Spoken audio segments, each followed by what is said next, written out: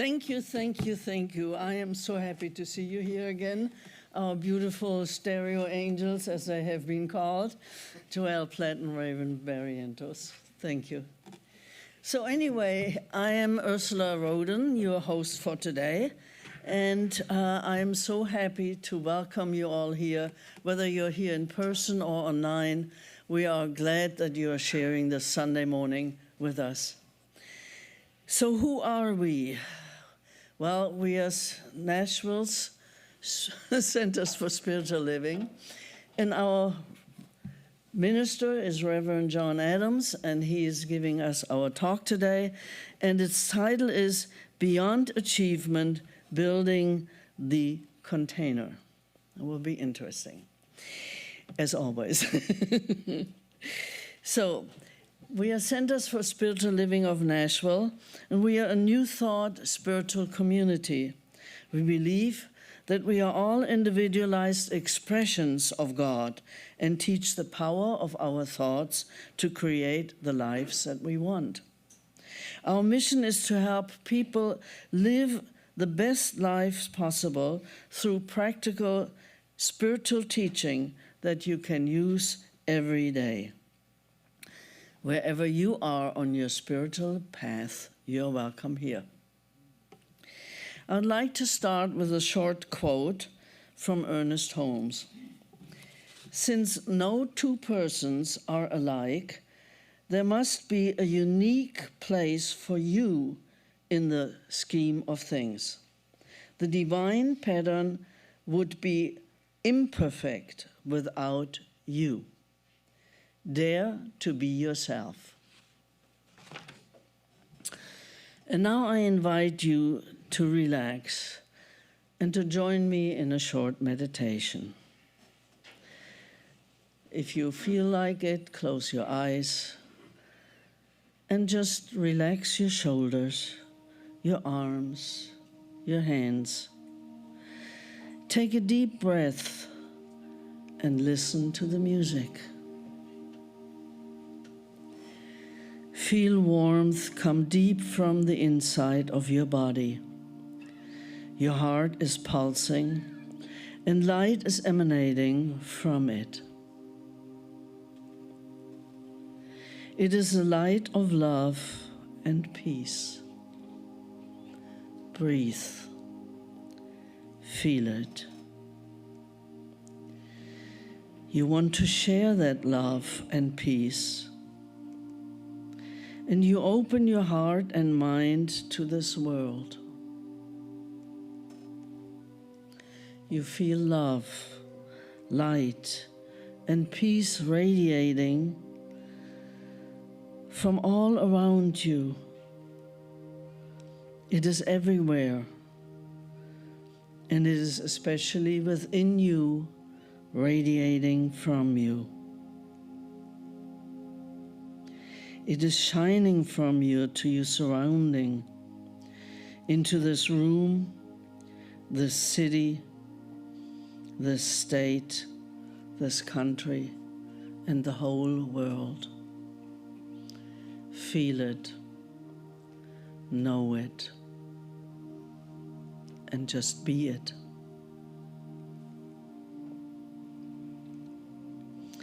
Feel and see this light getting brighter and brighter and spreading love and peace everywhere. Know it, trust it.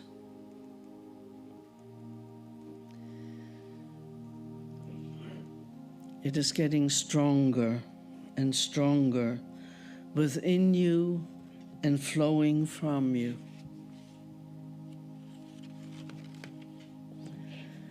It cannot be contained and stopped because you are love, you are light, you are peace.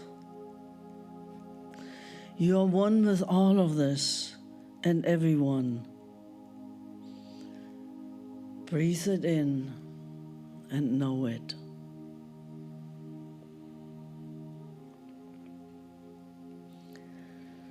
Your light shines bright and it fills you with so much joy. You know there is no limit to this love. It will always radiate within you and from you.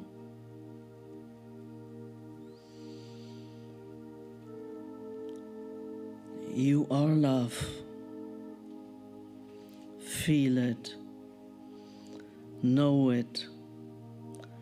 Trust it. And embrace it.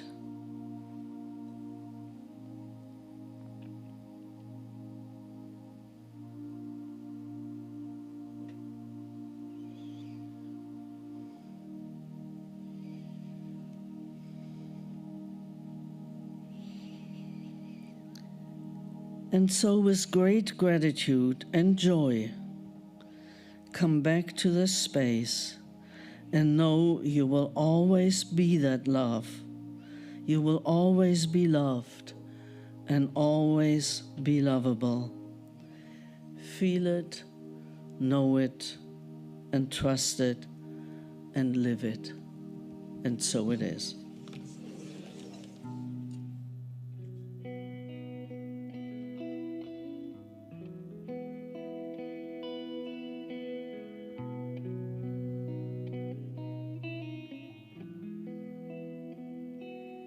Gladly walk across the desert with no shoes upon my feet.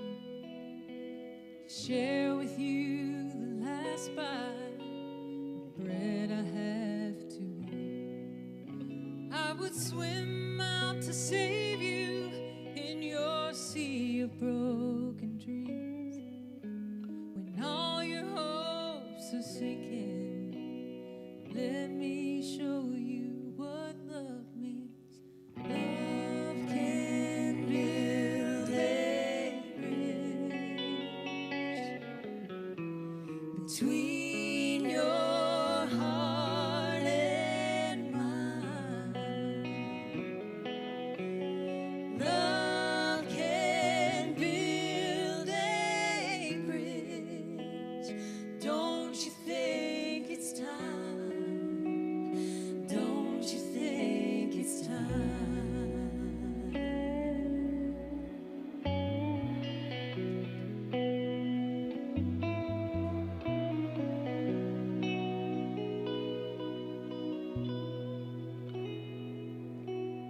And I would whisper love so loudly every heart could understand.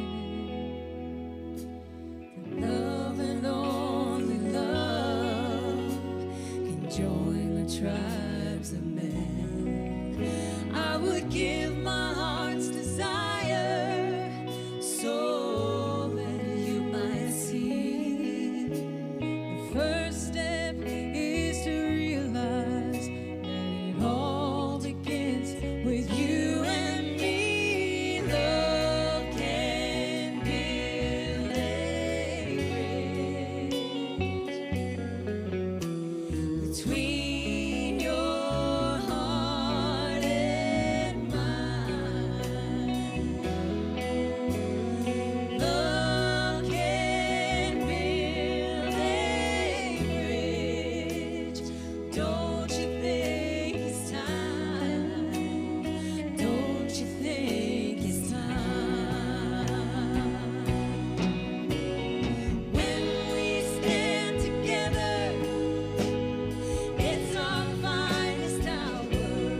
We can do anything, anything, anything, anything. Keep believing in the power. Can build a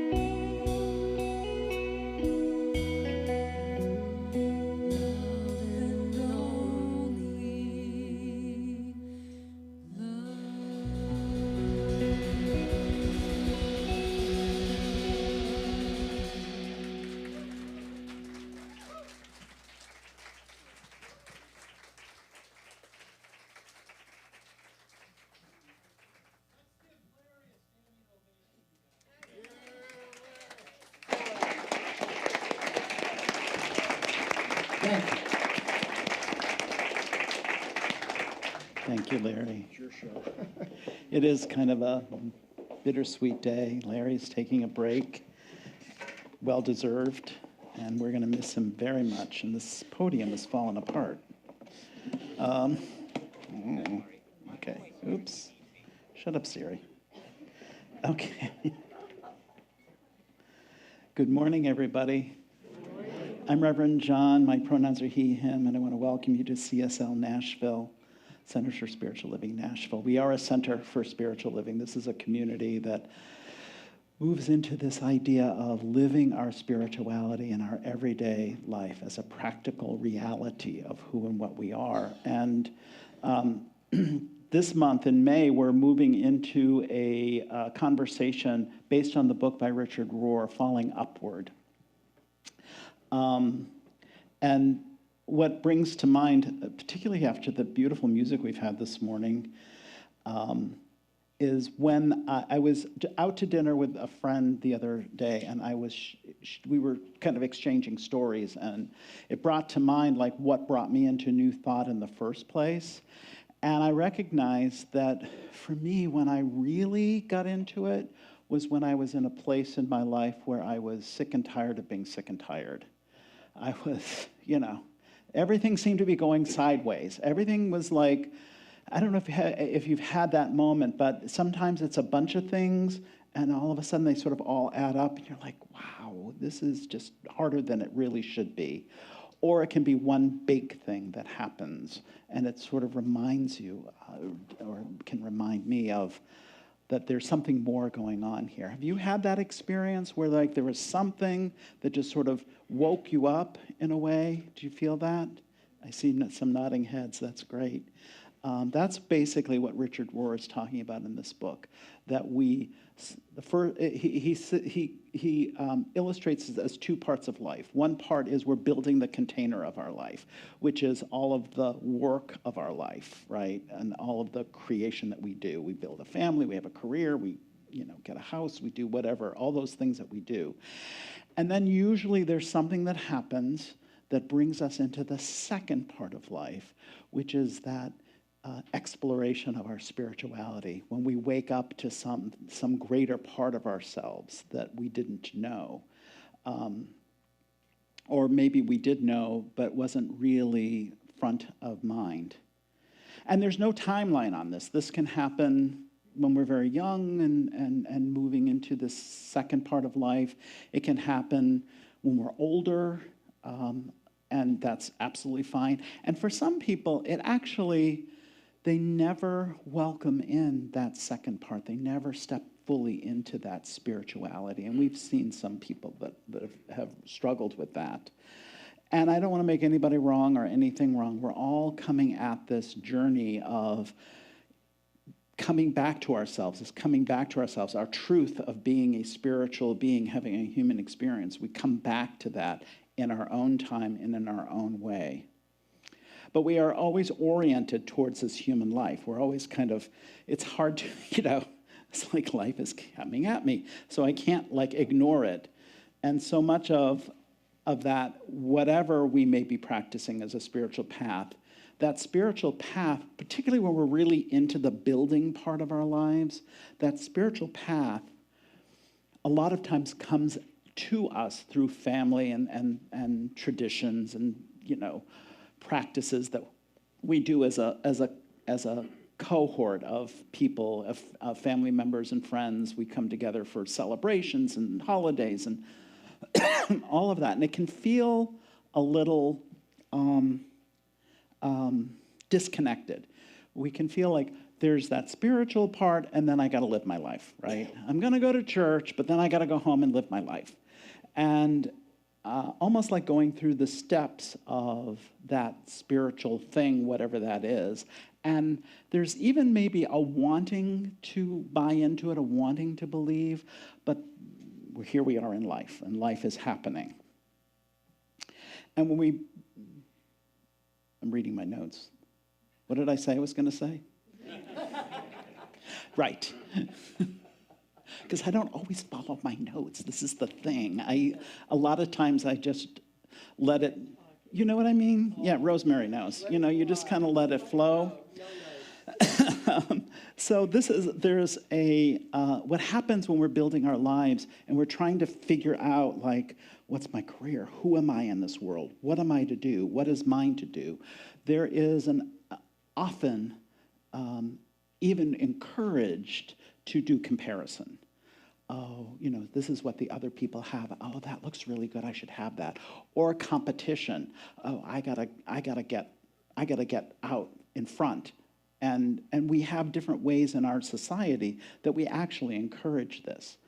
And Richard Rohr says in this quote that I've got from the book, he says, the upward appeals to the ego that really doesn't want God, but just wants ourselves. So we don't want we just want to be in the doing, and it feels good. There's nothing wrong with that. It feels great to be creative and to be challenging ourselves and to be in that container. He calls it the container that we live in, this life that we live in.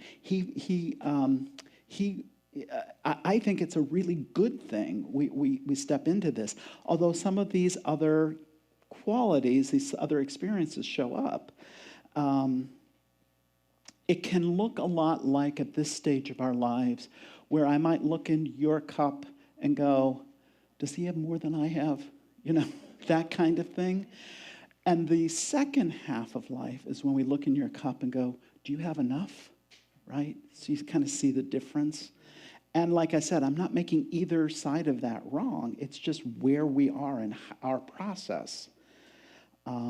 We adopt these societal metrics to measure our success, which, if we achieve those social metrics, I got the big house, I got the big car, I got the great job, I got the whatever, it can inflame the ego.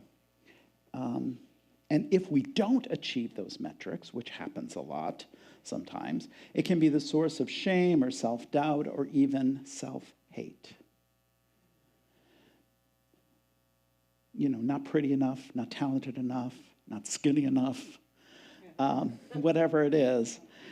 This is the time of life when we start to discover new thought. And sometimes it's a very gradual thing, as I said, and sometimes it's just a boom, somebody died, that you got fired. You thought I was on this track, and all of a sudden, life isn't going to be what I thought it was going to be. That certainly happened to me when somebody I cared about very much died.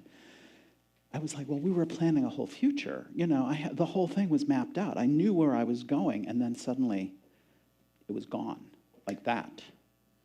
And it's that moment of what he calls the fall that becomes a really challenging time for sure, and this amazing moment in life where we have to pick ourselves up. We have to find our footing again. We have to find that strength within, and we have to rise up. And that rising up process is what invites in and awakens us to the deeper truth of who we are. Because we're accessing parts of ourselves that we hadn't accessed before. We're so in the superficial, I want to call it superficial, but sort of the earthbound, personality-bound place of, let me create this thing in life. And then this thing happens, and it shatters that, and that shattering is terrible experience. But once we go through it, we start to come back to ourselves. We're accessing something beyond that, something deeper than that within us. I love this. This is the quote by Thomas Troward. And hang in there with me, because it's a brilliant quote, but it may take a minute to process, to internalize. The ultimate aim of the evolutionary process is to evolve individuals' wills actuated by such beneficence and enlightenment as shall make them fitting vehicles for the outflowing of the Supreme Spirit, which has hitherto created cosmically and can now carry on the creative process to its highest stages only through conscious union with the individual. So he's saying that the ultimate aim of the evolutionary process is to evolve the individual. And it's activated with benevolence and enlightenment, this beautiful light that I talk about a lot, and forms us into fitting vehicles for sharing and expressing spirit in all this beauty, and can now only carry on that creative process through us. So we become the avatars for God, for spirit, for source, for higher power, for Mother Nature. Whatever your word or phrase or idea is, fill it in here. We become the expression for that in the world. We are the way in which it comes into this world. And here's the thing about this process that Richard Rohr talks about. It's one of those things that we have to go through it. Like we can't, it can be rough. It doesn't have to be. We can, depending on our consciousness and where we're at and what we have around us and how we're out picturing our consciousness, it can be smooth, a ride. A lot of times it is a bit of a waking up, a bit of a shocker, you know. But it can take a lot of different forms. I'll tell you this little story. Actually, I have two stories. One is, this was a number of years ago. So I grew up in Massachusetts, in New England. And in Massachusetts, one of the things that we would do is go skiing a lot. And so when I was younger, I used to go skiing. You know, it was one of the things we did. So I had moved to the Chicago area, and it had been a long time. There's no place to ski in Chicago. So it had been a long time since I had been on skis or done anything like that. But through a series of circumstances, I thought, I need a change, so I'm going on this ski trip. I found this ski trip, and it sounded fantastic, and it was in Colorado, and I thought, okay, let's go.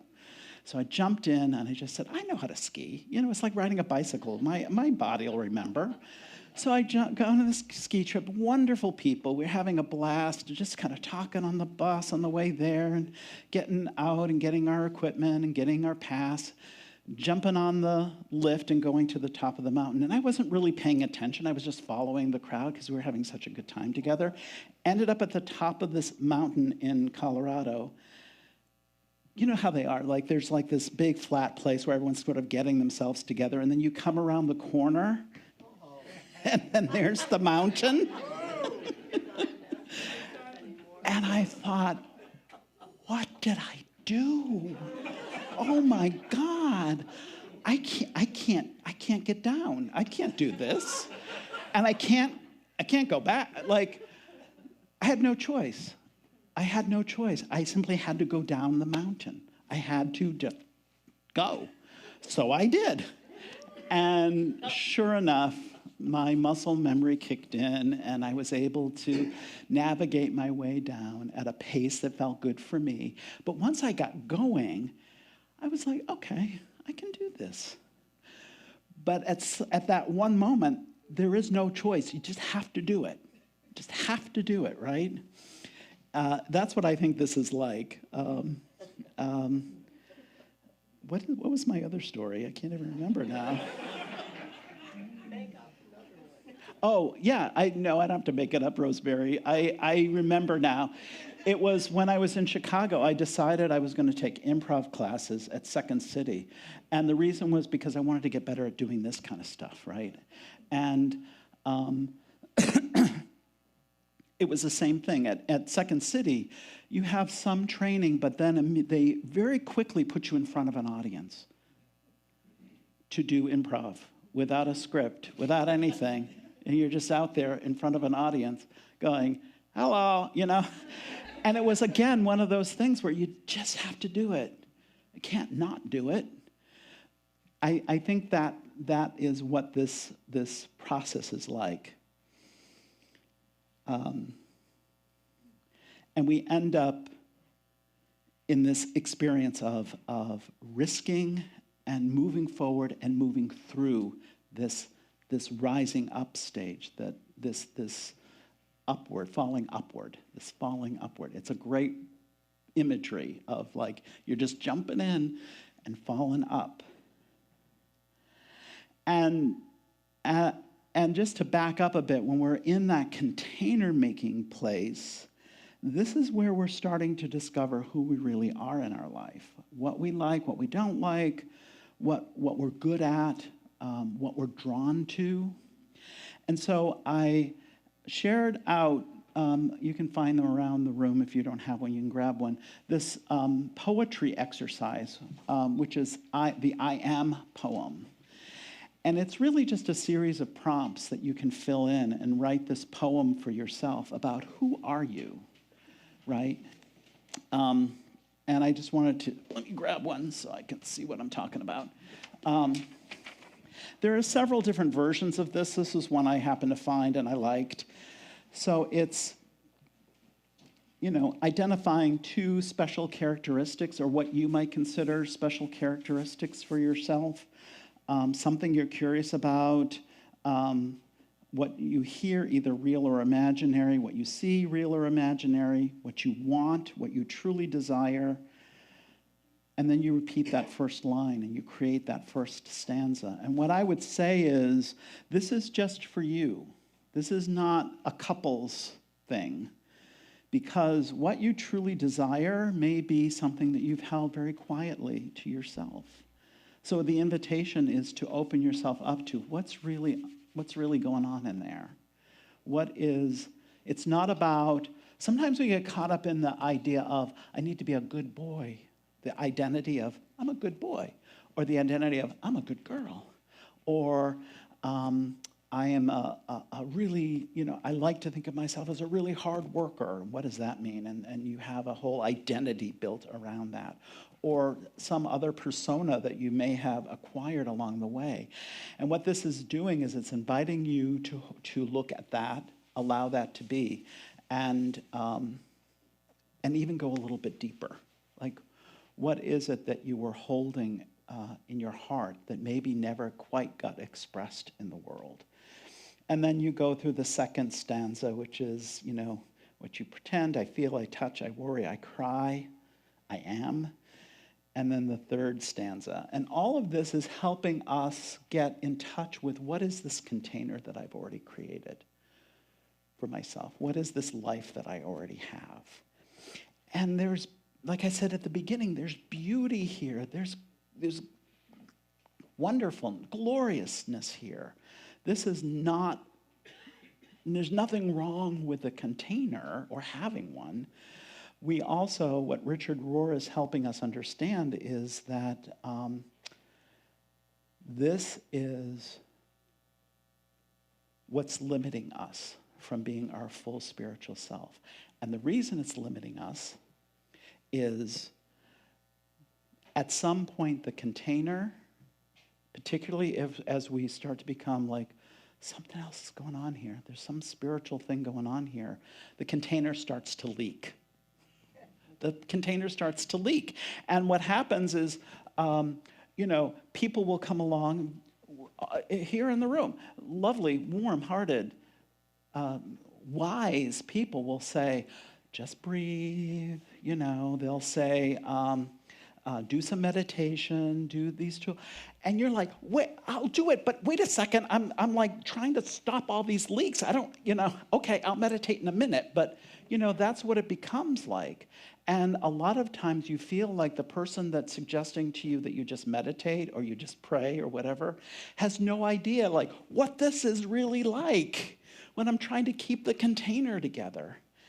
And what happens is, at some point, we just let the container fall apart. We just let it do what it's going to do, whatever that is. It may not completely fall apart, but we let it change, and we change. And that's that fall that he talks about. The fall is what Richard Rohr suggests, something we all go through as part of the process of expanding out of the container. We're moving beyond it. This is the caterpillar turning into the butterfly metaphor, right? It was, who was it? It was a scientist. Oh, no, it wasn't a scientist. It was Mark Nepo. I was watching Mark Nepo give a talk. He was the author of the book we read last month. He was saying he loved this metaphor that meteors, as they go through their life, they get brighter and brighter and brighter and brighter until they flame out, until they move, into even a greater expansion. And he thought that was a beautiful metaphor for our lives, that we continue to get brighter and brighter and brighter and expand and expand and expand. And that's what this process is that he's writing about in the book. Excuse me. And just to bring us back to Ernest Holmes, I did have an Ernest Holmes quote. And I think he's saying in a very different way the exact same thing Thomas Troward said, which is, since the only life you can have is the life of the Spirit within you, you need but permit its radiance to flow through your thought into self-expression.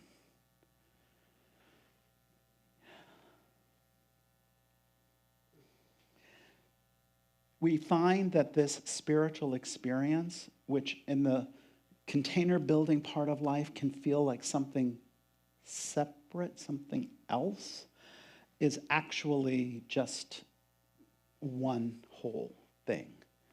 Our spiritual experience is not separate from us, but expressing through us, as us. And this is really, really, really important. It is expressing for us. If we can step into that consciousness, that idea over and over and over again, a lot of worry and guilt and anxiety and fear start to settle, just start to calm. And like I said, sometimes it happens gradually. We work our way into it. Sometimes it can happen in a flash. That's when we have those spontaneous healings. That psychological shift that just like, wait a minute, it's a miracle when that happens. And life is everywhere and everything. This is John's philosophy, right? Life is what this thing, whatever you want to call it, God, spirit, higher power, whatever. It's life. And when we look out into this outpicturing of this entire universe, beyond galaxies, what we see is life everywhere. In the macro, in the micro, it's this life, insistent, forever just expressing. There was I was watching a YouTube video on the Mariana Trench, the deepest trench in the world, and how the water pressure there is enormous, and the temperatures are desperately cold because there's very little or no light coming through, and they find life. There is a place in the coldest parts of our planet, desperately, humongously cold, where you would think no life could exist, and they find life. They find life in the warmest, hottest, most broiling places on the planet, and they find life. Life is everywhere. And this life is, I'm alive. I know I'm alive, right? You know you're alive. And so that tells me that we are one in this. This is our oneness. Life is our oneness. And we can understand that, right? We can understand life. Okay, life is everywhere. I'm alive. I am part of life. And yet, I am also an individualized expression of that life. Nobody else, no matter how much alike we are, is expressing love, holding love, understanding love in the exact same way that I am. And the same is true for you. You are here on purpose. You are here for a reason. There's this beautiful Rumi quote that you probably know, but I'm going to share it with you anyway. And he says, "You are not a drop in the ocean. You are the entire ocean in a drop." It's all within us. And we talk about this as the field of pure potentiality, that there is no limit to the potential within us. There is nothing that cannot be except for what we decide. And we experience that in our human life as, well, This is my body that I'm in. This is who I am. I can run as fast as I can run. I can jump as high as I can jump, and so forth.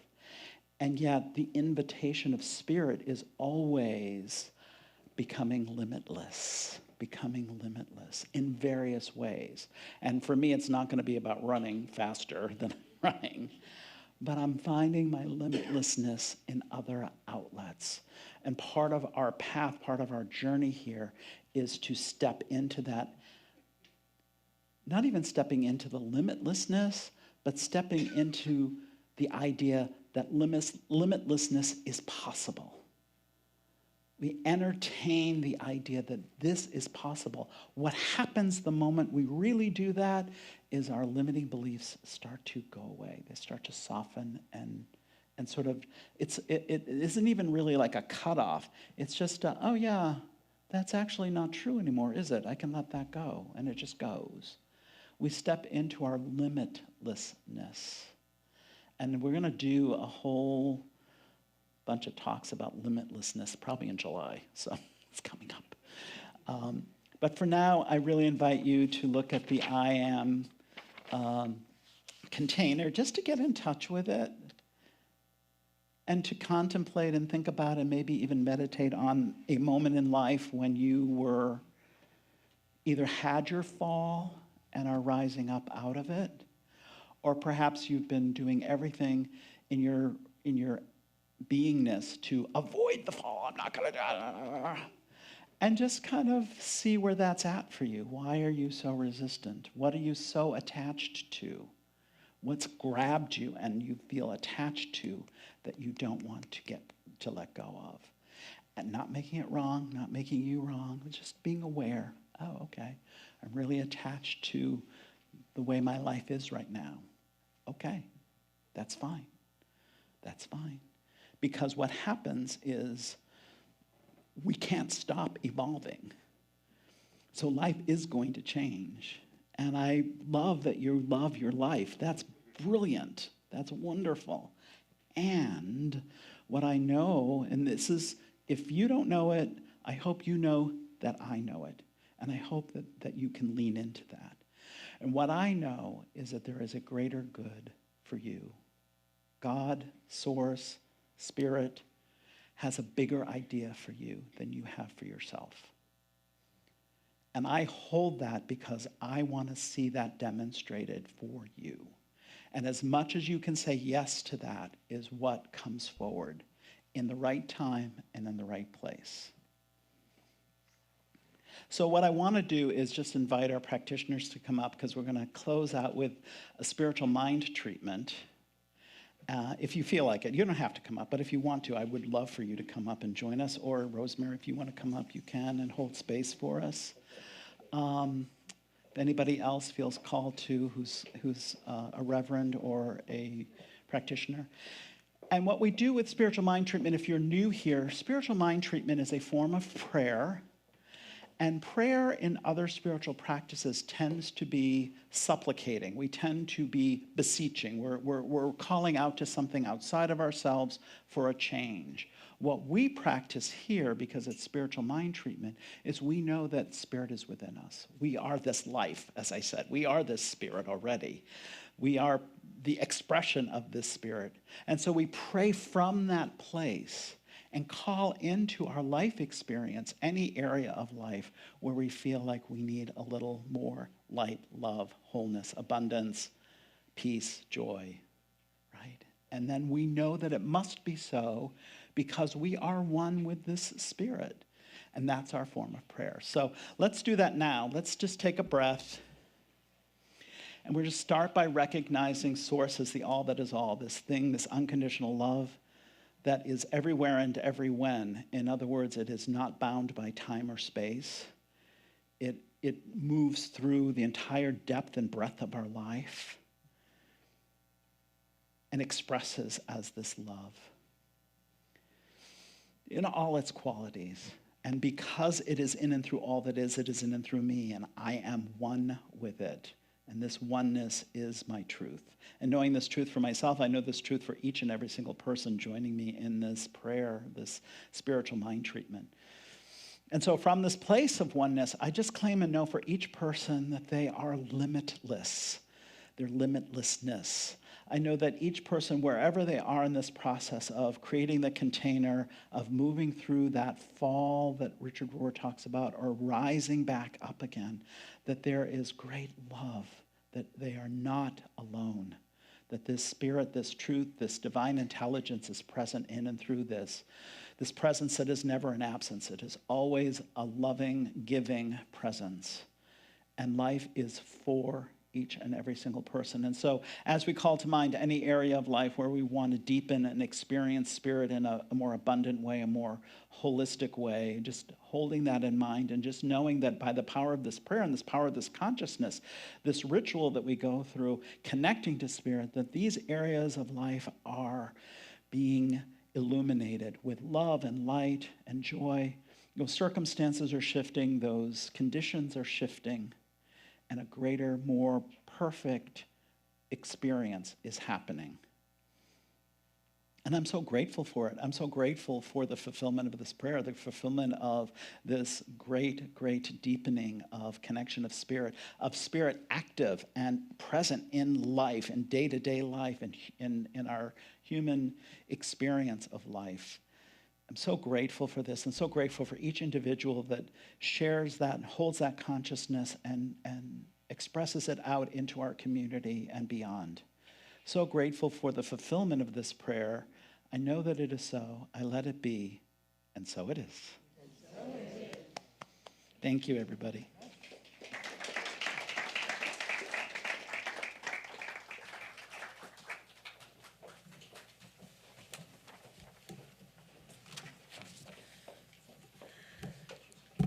Thank you, Reverend John. What a message. So much for us to think, to build on. So the law of giving and receiving shows us that when we give, we receive even more. So if something has touched you today, whether it's in the words or in the beautiful music, with Larry being here for the last time, just guiding us through all these wonderful years. We are so grateful. So anyway, if all of us are really, really, really loving this, then please express that through your giving, because where you give, you also will receive. Now I would like to ask our ushers to come forward. That's Sue Franklin and J.W. And in addition to the baskets being passed around, we can accept your gift at the center by connecting with a QR code, which is posted in various places. And if you're watching online, there is a link on the screen, and of course you can visit our website. So let's say together, divine love as me blesses and multiplies all that I have, all that I give, and all that I receive. And so it is. Thank you for your loving gifts.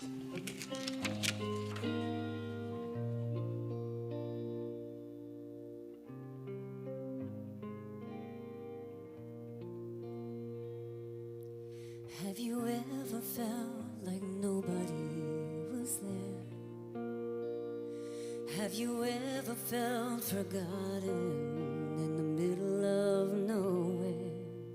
Have you ever felt like you could disappear, like you could fall and no one would hear? So let that lonely feeling wash away. Maybe there's a reason to believe you'll be okay. 'Cause when you don't feel strong enough to stand, you can reach out your hand. And someone will come running, and I know they'll take you home.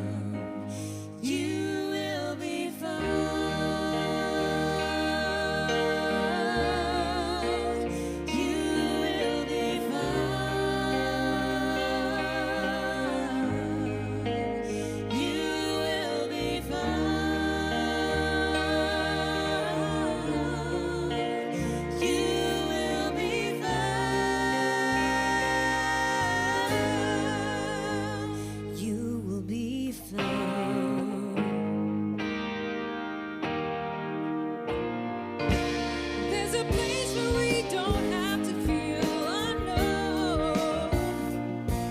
And every time you call out, you're a little less alone. If you only say the word from across the silence, your voice is heard. Oh, someone will come running. Oh, someone will come running. Someone will run to take you home, to take you home. Even when the dark is crashing through, you need a friend to carry you. When you're broken on the ground, you will be found. So let the sun come streaming in. You'll reach up and you'll rise again. Lift your head and look around. You will be found. You will be found.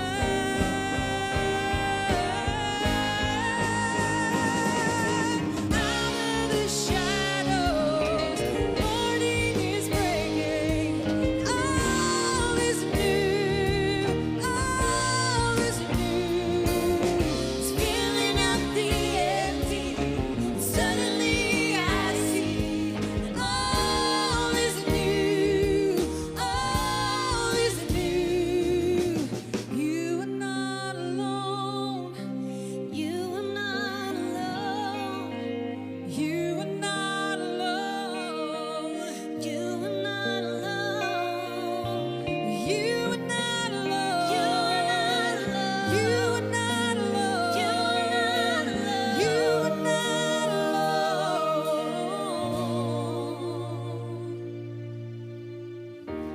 Even when the dark comes crashing through, when you need someone to carry you, when you're broken on the ground. So let the sun come streaming in. You'll reach up and you'll rise again. If you only look around, you will be found. Even when the dark comes crashing through, you will be found. When you need someone to carry you, you will be found. Someone will come running. You will be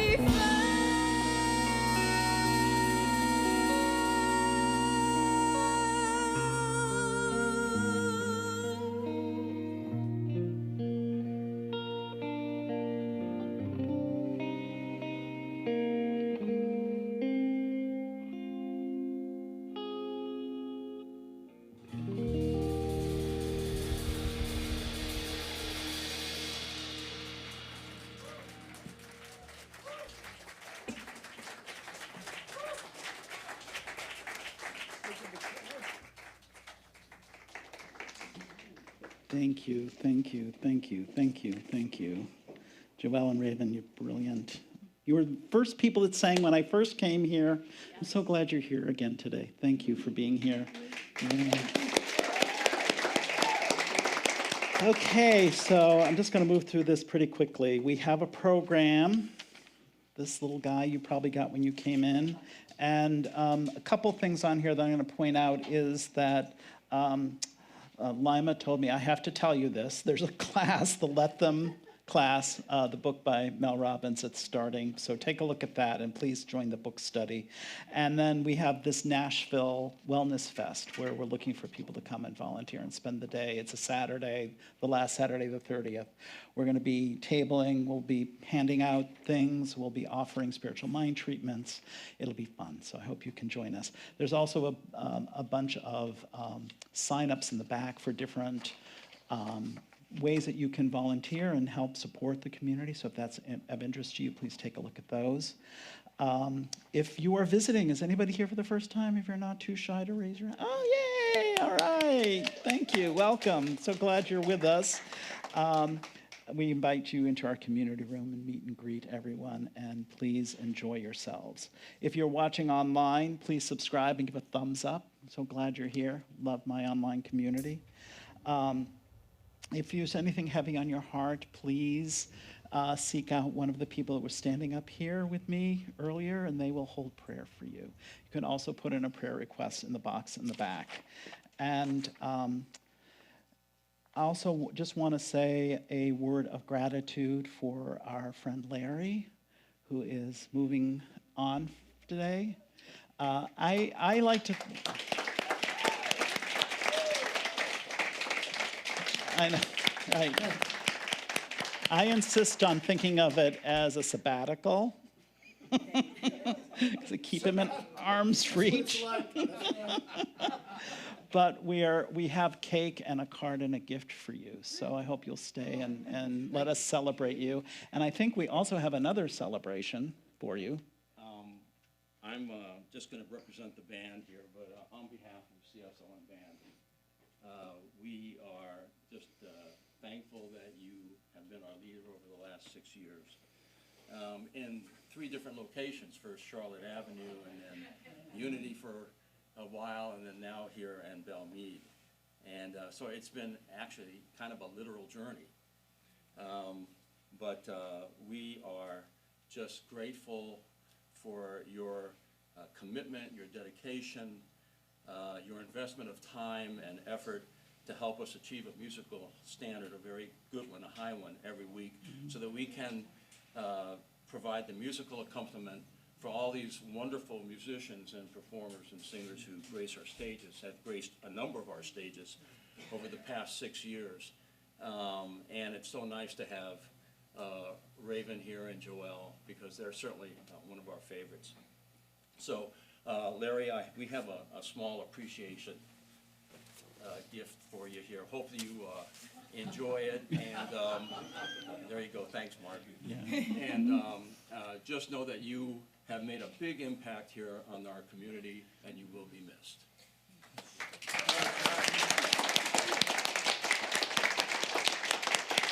Thank you.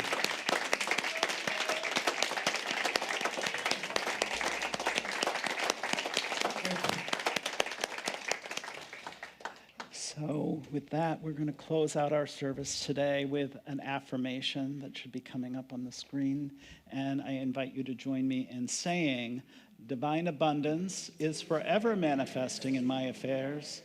I experience a deeper consciousness of peace and security, for I know that I am in the embrace of a warm, loving presence, forever seeking an outlet through me. And so it is. Sing us home. All right. Maybe this is the last time you hear this song. I know everybody's kind of sick of it, but, you know, I just think it represents us. I can't find anything better. So stand and sing. Think of your fellow man.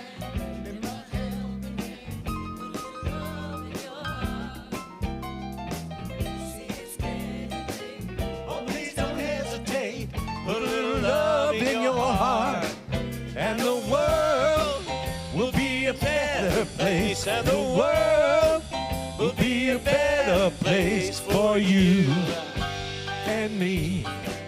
You just wait and see. Take a look around, and if you're looking down, put a little love in your heart. I hope when you decide